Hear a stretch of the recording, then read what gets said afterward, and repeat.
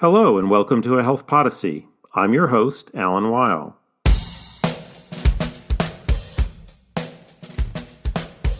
According to the National Cancer Institute, roughly 1.8 million people are diagnosed with cancer and 600,000 people die of cancer in the United States each year. Death rates for the leading causes of cancer, lung, colorectal, pancreatic, and breast cancer, are all higher in rural areas. As cancer death rates fall in the United States, the declines have also been slower in rural than in urban areas. Now, many factors contribute to these urban-rural disparities. One factor is access to cancer care. What can be done to increase the availability of cancer care in rural America? That's the topic of today's episode of A Health Podyssey. I'm here with Kelsey Owsley, Assistant Professor in the Fay W. Boozman College of Public Health at the University of Arkansas for Medical Sciences. Dr. Owsley and co-author Kathy Bradley published a paper in the June 2023 issue of Health Affairs assessing whether the 340B drug pricing program leads to increases in oncology services in rural hospitals. They find that participation in 340B is correlated with increased likelihood of offering cancer care. We'll discuss these findings and their implications in today's episode. Dr. Owsley, welcome to the program. Thanks so much for having me.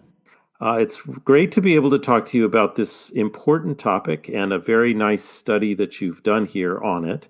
Let's start with a little bit of background. I gave just a few basic statistics in the introduction, but can you tell us a little bit about how accessible oncology services are in general and how maybe that access differs between rural and urban areas? So we know that there are disparities in access to oncology services across the U.S., especially for low-income patients, racial ethnic minority populations, people who lack health insurance coverage, including those who are uninsured and underinsured, as well as rural patients. And we know in particular that rural patients have more limited access when it comes to oncology services compared to their urban counterparts. And it's estimated that around 1 in 5 rural Americans actually live over 60 miles away from a practicing oncologist. And this does have important implications for cancer outcomes, such as cancer survival rates. And there's been a number of studies that have shown that longer travel distance to a cancer treatment facility is associated with a lower likelihood of receiving guideline concordant cancer treatment and completing cancer care once diagnosed. So there are some higher risk factors for rural populations, but we're not focused on the risk factor so much today. We're really focused on, let's say you need cancer care. There are barriers to access. What you focused on in your study is participation in the 340B program. Now, we could have an entire episode on the structure of the 340B program, but that's not today. Can you just give our listeners enough of a sense of how 340B works so that they can understand why a hospital's participation in the program might have an effect on whether or not the hospital offers oncology services? Sure. So the 340B program allows eligible providers to receive anywhere from a 25 to 50% discount off approved outpatient drugs, such as chemotherapies and immunotherapies. And really, the goal of the 340B program is to allow providers to stretch their resources and to continue providing comprehensive patient services. And really, with the high cost of oncology drug procurement, we hypothesized that reduction in drug acquisition costs could allow hospitals to expand their oncology service offerings. So when we think about cancer care, there are a lot of high-cost drugs involved. And basically what you're saying is if you reduce the price for the hospitals in acquiring those drugs, then there's presumably a motivation for them to offer those services. So let's start looking at the findings of your study. Tell us a little bit about how common oncology services were at the beginning of your study period and how it changed and how you saw the relationship with 340B. So we did look just descriptively at the percent of hospitals that offered oncology services at the beginning of our study period, which was in 2011. And we found that around 40% of rural hospitals offered oncology services, whereas the majority, almost 90% of urban hospitals offered oncology services. And in our study, we found that those hospitals that began participating in 340B were more likely to add oncology services relative to those hospitals that never participated in the program during our study period. We found that those hospitals were about 10 percentage points more likely to add oncology services relative to those hospitals, again, that never participated. I have to almost stop at the first sentence of your answer to that. So if I walk into a random hospital in an urban area, it's essentially certain that I could receive cancer care. But you're saying that at the beginning of this study, more than half of the hospitals I might walk into in a rural area, if I needed cancer care, they would not have been able to deliver that to me. Did I hear that right?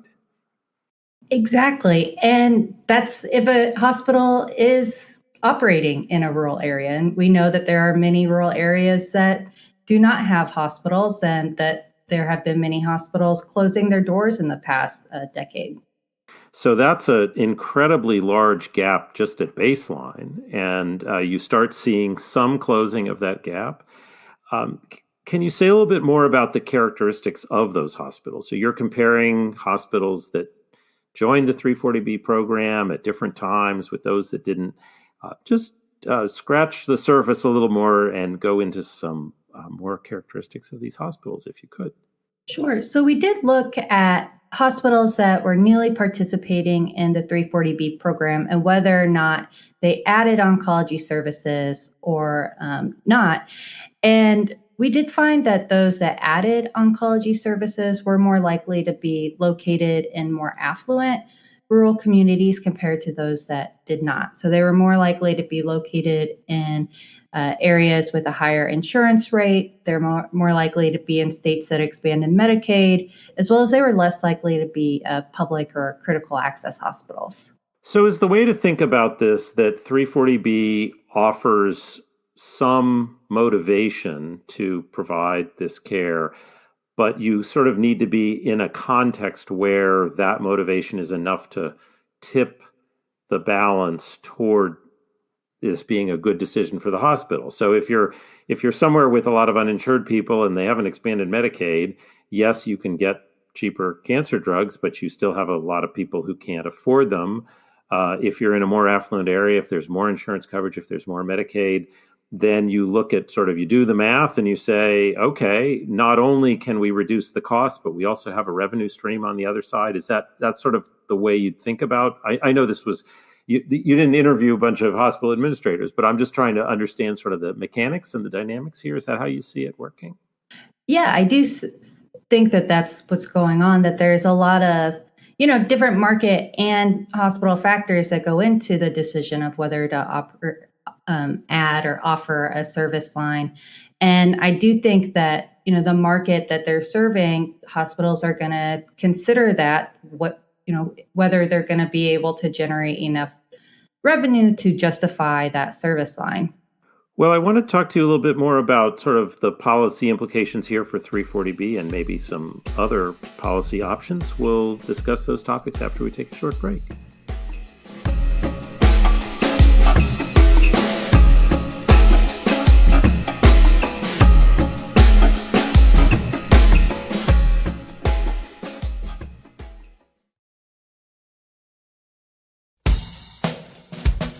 And we're back. I'm speaking with Dr. Kelsey Owsley about access to oncology services in rural areas.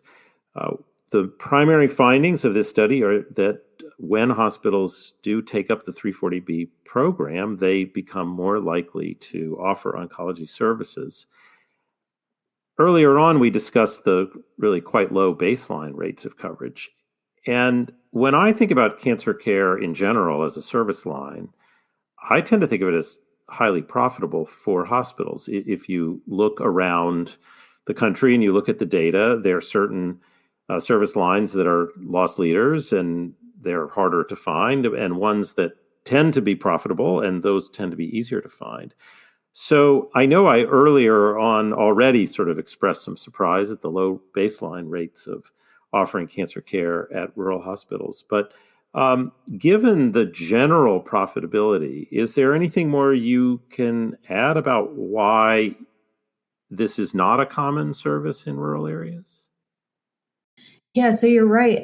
Oncology services are typically considered profitable for hospitals to offer, but we do know that some providers do report the high cost of oncology drugs being a barrier to providing oncology services.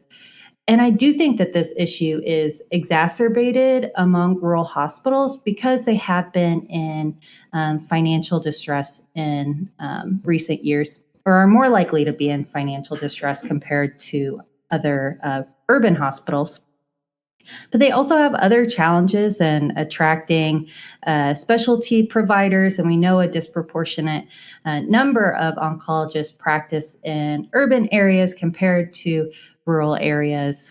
And again, there may just not be enough demand or need in the area to justify that service line being offered. So you need, as we know from, again, many other areas of looking at hospitals, you need a critical mass of patients in order to attract providers, in order for the investment to make sense. But I do want to spend a moment on that first part of the answer. As I understand it, there's sort of like a cash flow problem here, right? That drug acquisition occurs before you get reimbursed for it. And so even if there's a margin to be achieved when you administer the drugs, you have to procure them in advance, and they can sit in stock where you're just, if you don't have the cash to keep them around, that can be a barrier. And that's probably a bigger burden for smaller hospitals and smaller rural hospitals where cash flow may be more of an issue, or just the patient volume is lower. Is that sort of part of the accounting dynamics here? Yeah, I think that's exactly right. And I mean, oncology drugs are expensive for insurers and patients, but at this, beginning of that process of the dispensing line, hospitals have to be able to acquire them and purchase them as well. So the 340B program is under a lot of criticism, and again, you should feel free to talk about it more generally if you like. But for the purposes of our conversation, I am curious: is your sense from this work and the other work you've done and looked at that at least in this area, 340B seems to be achieving one of its goals, which is to expand access to care for people who otherwise might not have it? I think our study does find suggestive evidence that the 340B program does allow rural hospitals to sustain oncology services and to continue offering comprehensive patient services to vulnerable rural populations. But at the same time, we do know that there have been a number of studies when they are looking at all hospitals, including urban hospitals, that do find that the 340B program does not allow hospitals or providers to expand services to vulnerable patient populations, and that providers typically are using the program to maximize profit rather than expanding their service lines. And so I do think that that should obviously be considered in policy discussions, but I do think that this study provides some evidence that we should consider the benefits of the 340B program to vulnerable rural hospitals and possibly even other hospitals in financial distress like public hospitals. Well, that's very helpful and very interesting. I wonder also if there are other thoughts you have based on your work or others about other dimensions of policy that could help improve access to cancer care in rural areas. After all, you mentioned a huge gap at the outset, and although 340B did have a positive effect, the numbers are still low relative to urban areas. Maybe they will always be somewhat lower, but are there other steps we could take to improve access to care in rural areas? Yeah, I definitely think there's a number of things that we can do to, move that needle to close the gap. I think one of the biggest things, especially for patients that are still in the workforce and ineligible for Medicare, is expanding the availability of affordable health insurance coverage outside of employment, as well as ensuring paid sick leave for workers so that when they are diagnosed with cancer or another serious illness, they can take that time off work, if not leave the workforce, to ensure they're able to receive the care that they need. Yes, it does seem like, and we didn't even touch on the causes for higher risk factors, and that are not so much about cancer care, but about just trying to bring about closing some of the gaps in cancer mortality and morbidity in rural areas relative to urban areas. So it does seem like we need a multidimensional strategy, both on the care side and on the prevention side. As we come to a close, I want to say it's a great pleasure to be able to have this conversation with you just shortly after we learned you are about to receive the Outstanding Dissertation Award from Academy Health at the annual meeting coming up quite soon. So congratulations on that. And I understand that the study we published isn't directly drawn from that award-winning dissertation, but if you'd like to put this paper in the context of your broader work with your dissertation, I'd love to hear that.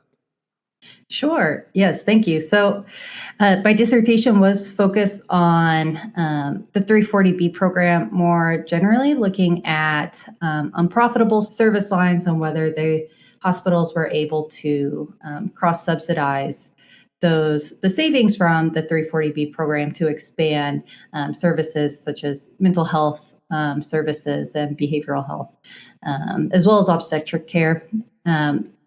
And so this was an extension of that work that I completed during my dissertation. Well, it's great to be able to be an outlet for your work and to catch you at this early point in your career and be able to advance people's awareness of it. Dr. Owsley, thank you for the research you've conducted here, for explaining it so clearly, for taking on an issue that really is critical if we want to improve health outcomes in this country. Thank you for being my guest today on a Health Podyssey. Thank you so much. It was great to speak with you. Thanks for listening. If you enjoyed today's episode, I hope you'll tell a friend about a Health Podyssey.